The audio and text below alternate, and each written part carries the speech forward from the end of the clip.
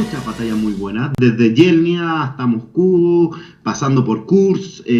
Su participación en Stalingrado, pese a que es menor, ha sido resaltada y llevada al infinito en la historia. Tiene lo suyo, pese a que no un táctico. Vasilevsky cumple las funciones de Estado Mayor, pero al final de la guerra se le da mando de tropa y Vasilevsky en Königsberg y luego en la invasión a Japón, en Manchuria, lo hace excelente. Muy pocos conocen esa operación en Manchuria y te eleva a Vasilevsky a niveles de estratega gigantesco. Él manda un grupo de ejército allá en Manchuria y hace bolsa a un ejército japonés, donde el grueso del ejército japonés no está en Filipinas, sino estaba ahí, en Manchuria, y lo hace polvo, y se distingue por esa batalla. Y Model, que todos lo conocemos, que tanto en la ofensiva como en la defensa, Model siempre fue espectacular. Podía reunir tropas de la nada, hacía más o menos lo mismo que su planteamiento logístico de la guerra, lo distinguía ante muchos otros generales, debido a que realmente podía reunir material, sacando divisiones del frente en unas zonas, movilizándola a otra.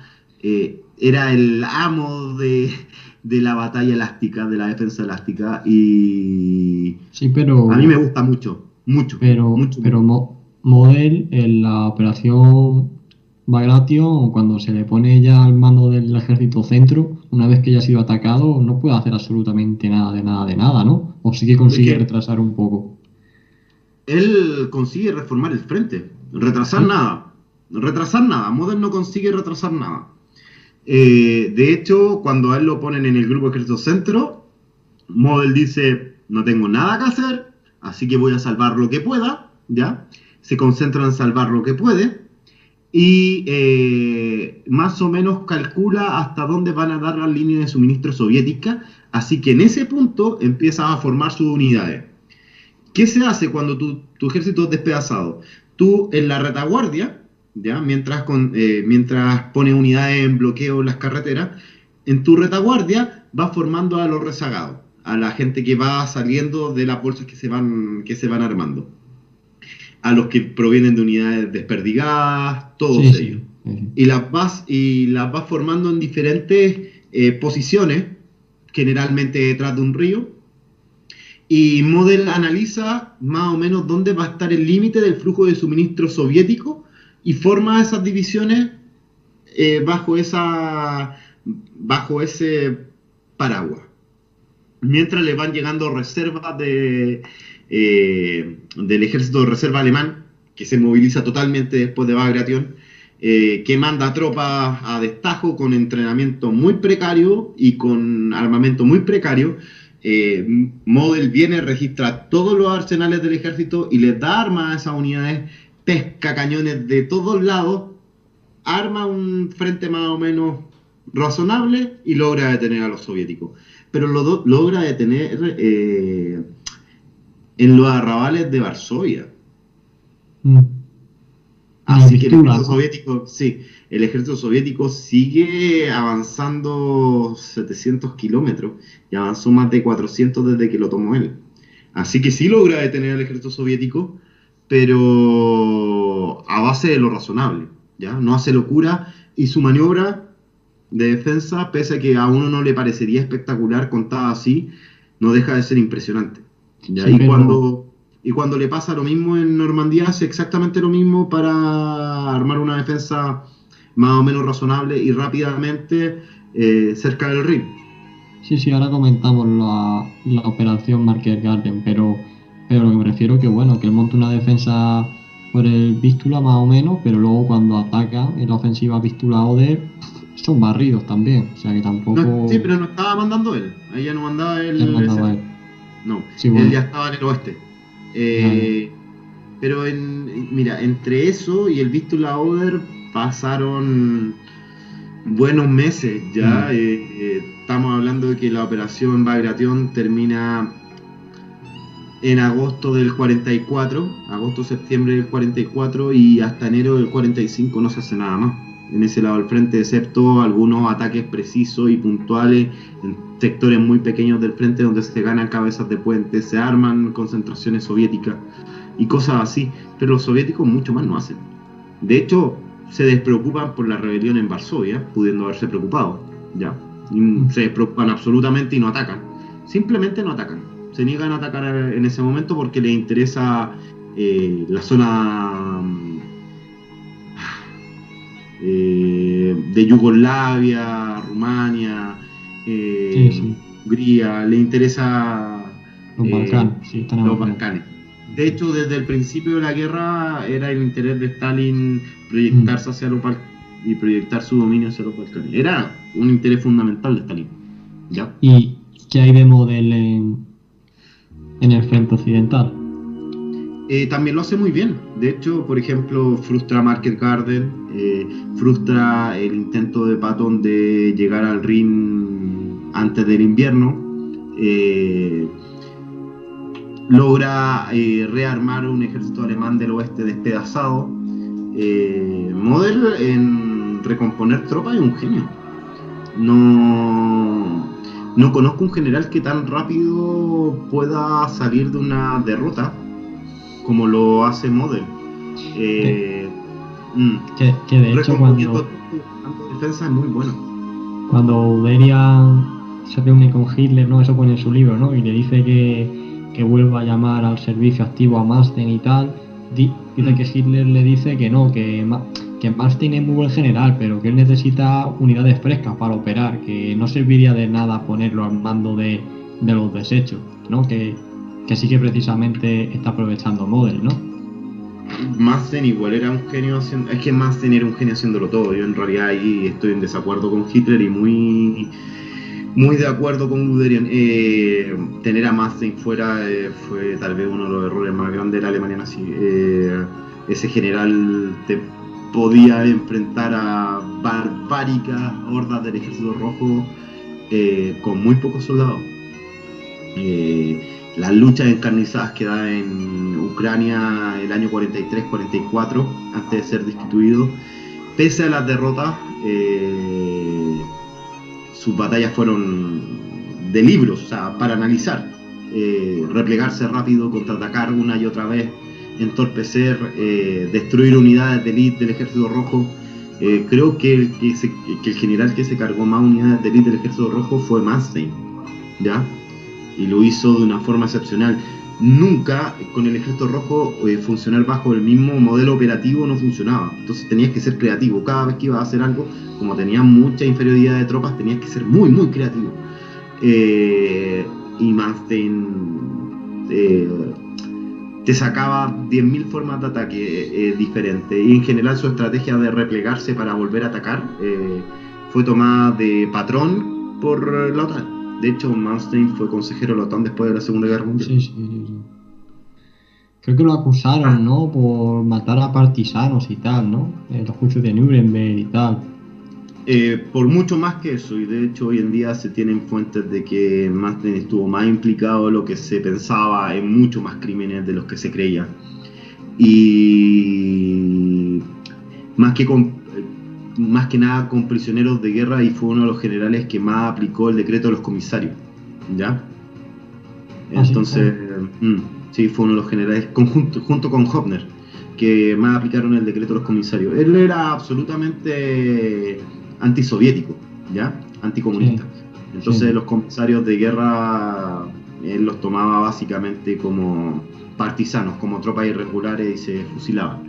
Cuando en realidad no eran tropas irregulares. Cuando justo antes de la Segunda Guerra Mundial la Unión Soviética firma Ginebra, ellos lo firman con la inclusión de los comisarios como tropas regulares. Lo incluyen como si fueran capellanes del ejército. Esa es la función que cumplían ante las normas de la guerra. Así que era como si tú capturaras tropas enemigas y mataras a sus capellanes. Ya, sí. Pues no, la verdad que no lo sabía. Yo pensaba que eran los partisanos y tal. No, porque por ejemplo matar partisanos no es un crimen. Ya, de hecho, por lo que he visto yo en Nuremberg, se intenta hacer un crimen, pero todos mataron partisanos. Ya A el ver, es ejército rojo. normal, a ver, si te están saboteando en la retaguardia, al fin y al cabo, ¿qué vas a hacer, no? Visto Eh, desde su punto de vista. Hay un general de montaña del ejército alemán que se cargó un montón de partisanos en Creta. Y él fue exonerado por eso. Ya, o sea, es lo mismo que si tú mataras Comando. Que Rommel no matara a Comando es un asunto de Rommel. Pero hasta el día de hoy todos los ejércitos asesinan a las tropas irregulares. ¿Ya? Se les mata, sin más. Y nadie se va a crimen de guerra por eso. Porque se supone que cuando tú peleas contra otro, lleva el uniforme de tu ejército. Así que si te tomo detenido, y de hecho lo conveniente es que un soldado intente no luchar hasta la muerte. De hecho, las doctrinas de guerra alemanes, en las clásicas doctrinas prusianas, tú tienes que intentar que tu enemigo se rinda sin luchar. Ya, embolsarlo para que él se rinda. Las guerras de aniquilación y de exterminio, como se propusieron para Barbarroja, eran contrarias a la doctrina del ejército alemán, ¿ya? Muy contrarias, porque eso te genera una guerra de desgaste, eso hace que tu enemigo no se quiera rendir, ¿ya? Y básicamente el decreto de los comisarios es eso, forzar al enemigo a realizar una guerra de desgaste, porque más encima hay generales como Hopner o Manstein que tomaron el decreto de los comisarios de forma amplia, ¿ya? Y podían considerar inclusive unidades regulares como fuerzas no regulares. Entonces se mataban muchos prisioneros de guerra, ¿ya? Cuando los prisioneros de guerra se supone que no lo podéis matar. De hecho, aunque el ejército rojo haya hecho lo mismo con el ejército alemán, lo cual no deja de ser un crimen, para ninguna de las dos partes, o sea, crímenes del ejército rojo y crímenes del ejército alemán por igual, uno ve que cerca del 70% de los prisioneros del ejército rojo tomados por el ejército alemán murieron antes de ingresar a los campos de concentración. Murieron en el camino, porque el ejército alemán los desatendía. En cambio, el ejército rojo, después de como 15 años, volvieron cerca del 50% de los soldados alemanes, que creo que un poco menos, como el 75% murió, y volvieron como el 30%, pero después de 15 años. Si tú lo llevas a un promedio de años, ¿ya? El ejército rojo, por cada año que tuvo a los prisioneros, murieron menos prisioneros si llegaba al ejército rojo como prisionero que si como del ejército rojo llegaba al ejército alemán. Y eso que la doctrina entre ambos fue como guerra de exterminio, ¿ya? También es un asunto de necesidad. El ejército rojo necesitaba mucho los prisioneros alemanes. De hecho, cuando ya toman Alemania, toman como prisioneros a todos los hombres adultos, sin importar si eran del ejército o no, ¿ya? Si era adulto, suponían que estaba en el ejército y no les importaba si era un trabajador. A no ser que demostraras con documentos que era un trabajador, te tomaban prisionero y te llevaban a trabajar, a reconstruir en la Unión Soviética. Y bien ocultamente la Unión Soviética estaba librando una guerra civil en Ucrania, que no se cuenta en ninguna parte. Casi nadie la cuenta. Al final de la Segunda Guerra Mundial, la Unión Soviética libra una guerra civil con partisanos anticomunistas en Ucrania. Bien, bien fuerte. Con varios cientos de miles de muertos. Pues bueno, vamos a comentar ahora las mejores divisiones de la guerra. A no ser, bueno, si hay alguna pregunta y ya pasamos a comentar las divisiones. Sí, tengo por aquí un par de preguntas de Sky que acaba de entrar y que ha preguntado que qué opináis sobre la magia y los asuntos esotéricos en cuanto al Tercer Reich, que a ver qué me podéis apuntar sobre eso. Dale, Sergio. Bueno, yo sé lo que comentó un poco el padre de Lilis, ¿no? Que alguna vez ha hablado sobre el tema, pero tampoco soy un experto. Al parecer, bueno, hay una teoría, ¿no? De que todos los altos cargos del Tercer Reich pertenecían a grupos secretos y tal, ¿no? Y practicaban magia negra, y se dice que eran magos oscuros, especialmente Himmler. pero yo qué sé, yo es que en estos temas tampoco me meto porque no tengo ninguna fuente que me avale eso. Sí que es verdad que está muy vinculado con sociedades secretas y tal, pero tampoco soy un experto en el tema. O sea, parte de la cabeza del sistema nazi, ¿ya? Pertenecía a la sociedad Thule. Pero esa parte de la cabeza que pertenecía a la sociedad Thule estaba más ligada a Hess, ¿ya? A un núcleo medio intelectual. Y pese que, por ejemplo, Himmler y la SS tenían mucho de ocultista, mucho más aparte de los rituales de ingreso a la SS, yo no sé. Sé que Himmler dedicó mucho dinero a través de la SS a investigar ciertos temas de ocultismo.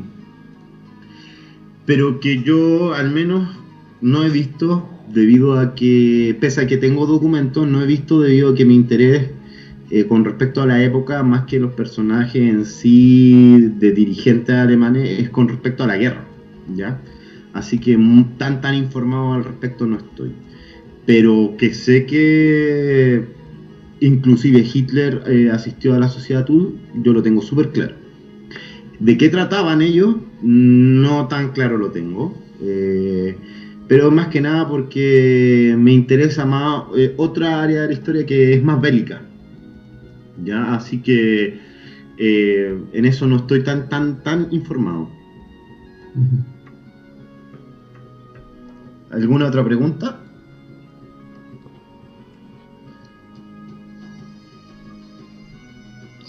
Bueno, sí hay una enneagrama pregunta que, bueno, la Orquesta Roja si tuvo un coste decisivo en el ejército alemán. Sí. Mira, la Orquesta Roja es básicamente un grupo de coordinación de materias de contrainteligencia del Ejército Rojo. Y la Orquesta Roja maneja un montón de fuentes, ¿ya? Pese a ser destruida como 3 ocasiones, nunca logran agarrarlos a todos. Y finalmente, aunque termina Lucy, que es uno de los informantes de la Orquesta Roja que sobrevive, aunque no se llama Lucy, ¿ya? Termina ahí. Lucy recibía informaciones de Bletchley Park, donde se tenían todos los códigos alemanes en Gran Bretaña. Tenía uno de los decodificadores infiltrados allá, porque Churchill no le pasaba la información de alto secreto a Stalin. En cambio, ellos con sus informantes las pasaban a través de la Orquesta Roja y a través de Lucy. Y aparte tenían a alguien infiltrado dentro del Estado Mayor General alemán que nunca se ha sabido quién es. No se tiene idea. O sea, hay teorías conspirativas de que era Bormann, ¿ya? Hasta que era Oster, Franz Oster, hasta que era Halder, hasta que era el mismo Fromm, ¿ya? Hasta que pudiese inclusive el mismo Himmler, yo he escuchado hasta esa teoría, hasta que pudiese haber sido el mismo Himmler el que pasaba información a la Orquesta Roja, pero todas me parecen... Yo me decantaría más por Martin Bormann, pero sí, o sea, sí. De hecho, Bormann intentó pactar con los soviéticos al final de la guerra, entonces sí es raro, ¿ya? Pero igual, ¿quién sabe? Sí, claro. Alguien en la cabeza del Estado alemán entregaba información a la Gran Orquesta Roja y a Lucy, y eso fue clave. De hecho, hay libros que tengo donde dicen el nivel de información que manejaban, que solamente se sabía en Berlín, ¿ya? Información que solamente podía dominar Hitler y los allegados a él, a su núcleo cercano, ¿ya? Ni siquiera tipos como Speer, o sea, alguien que estuviese todo el día con Hitler. De hecho, una de las evidencias de eso, el fuego de... Antes de Kursk, el Ejército Rojo realiza una descarga de artillería justo en el lugar donde los alemanes van a atacar, porque saben en el momento, cuándo, así que hacen un fuego de artillería justo antes de que las fuerzas alemanas se reúnan para atacarlo. Anticipan el movimiento alemán. ¿Eso quién lo hace? Básicamente el ejército alemán, por la Gran Orquesta Roja, actúa casi sin sorpresa en el frente oriental. la información de inteligencia es muy importante cuando los generales tienen poca libertad de movimiento. Y cuando el alto mando está básicamente decidiendo hasta los movimientos de las divisiones y los movimientos regimentales. Entonces sí, es muy importante. Y un tema que está muy poco escrito. ¿Ya? Yo tengo un libro de Paul Carell que se llama Tierra Quemada, que lo recomiendo muchísimo, donde se habla, el único lugar donde he visto que se habla extensamente de la Orquesta Roja. Y Paul Carell en ese libro toca el año 43 y principios del 44 hasta que se va Manstein, del grupo de ejército sur alemán en la Unión Soviética. El año 43 completo y parte del 44 hasta que se va Manstein. Lo toca Paul Carell. Y él habla de la importancia de la Gran Orquesta Roja. Le dedica como 50 páginas a eso, a teorizar sobre eso, ¿ya? Así que ese es un tema muy, muy importante. Muy, muy importante. Y Paul Carell debe ser de los historiadores serios de la Segunda Guerra Mundial.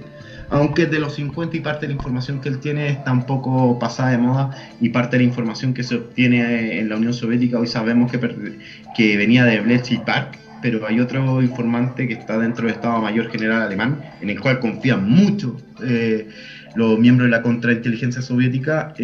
No sabemos quién es, y todavía es secreto. ¿Quién será? Vale. Yo, Sky, que hace una pregunta, el tema de las armas secretas y el desarrollo armamentístico alemán, ¿no? Yo que ese tema me lo dejaría para cuando venga Felipe Botalla, que es el que ha investigado ese tema. Es que ha preguntado, yo sé cuál es tu opinión porque ya te escuché decirle una vez, pero ha preguntado si el Tercer Reich consiguió o no, o era su objetivo, la bomba atómica como arma definitiva. O sea, yo sé que tú piensas que de que la pudieron tener, ¿ya? O sea, los más grandes físicos del mundo estaban en Alemania en la época, ¿ya? Los que hicieron la primera fisión nuclear estaban en Alemania en la época. Si no se consiguió, porque pudieron conseguirla, fue porque ese proyecto pertenecía a la Wehrmacht, y la Wehrmacht no le dio demasiados fondos. Y el año 44, cuando se le dio un poco más de fondo, ya era muy tarde. Claro, pero es que ese es el proyecto oficial. Pero es que Felipe Botalla, que lo he escuchado hablar mucho sobre este tema, habla de un proyecto muy secreto que había, que supuestamente sí la llegó a conseguir. Pues, te digo, a mí me encantaría verlo, porque es una de las cosas que yo sí tengo duda, ¿ya? Yo confío en esto, en la opinión oficial y en la información que se te vienen a través de las fuentes.